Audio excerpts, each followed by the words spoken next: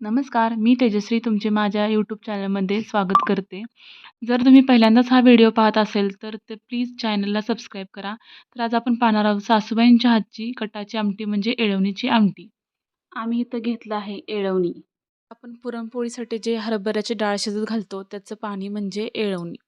आणि त्याच्यासोबतच आम्ही घेतले खोबऱ्याचे तुकडे, कोथिंबीर, कढीपत्ता, आलं लसूण आणि इथं जिरं आणि तीळ घेतलेत. आणि फोडणीसाठी खलबत्त्यामध्ये चेचून आपल्याला घ्यायच्यात लसूण. तर आता सासूबाईंनी काय केले, एका पातेल्यामध्ये एक पळीभर तेल टाकून घेतले. त्याच्यामध्ये टाकलेत मोहरी. मोहरी तडतडल्यानंतर त्याच्यामध्ये टाकले ठेचलेला लसूण. आता लसूण छान सोनेरी रंगापर्यंत भाजून घेतला की त्याच्यामध्ये टाकायचं आहे आपल्याला जिरं. जिरंसुद्धा छानपैकी फुलून द्यायचं आहे. अर्धा चमचा टाकायचे हळद. नंतर टाकायचं आहे कढीपत्ता. तर आमच्या अंगणामध्ये कढीपत्त्याचं झाडच आहे, त्याच्यामुळे सासूबाईंनी कढीपत्त्याचे ढापे तोडून आणले आणि सरळ ढापेच फोडणीवर टाकलेत.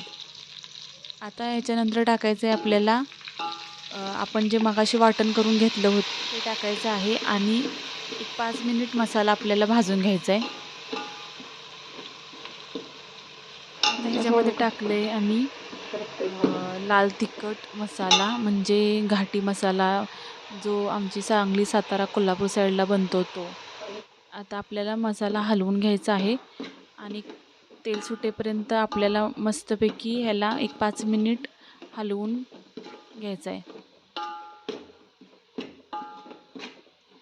तर त्याच्यामध्ये घालायचं आहे मीठ. चवीपुरतं मीठ घालायचं आहे आपल्याला. मीठ घालून एक 2 मिनिटं आपल्याला हलवून घ्यायचं आहे. मस्तपैकी तेल सुटेपर्यंत आपल्याला भाजायचं आहे. आता हे कढीपत्त्याचे ढापे बाजूला काढून ठेवलेत, जेणेकरून ह्याचा फ्लेवर फक्त आपल्या आमटीत उतरावा.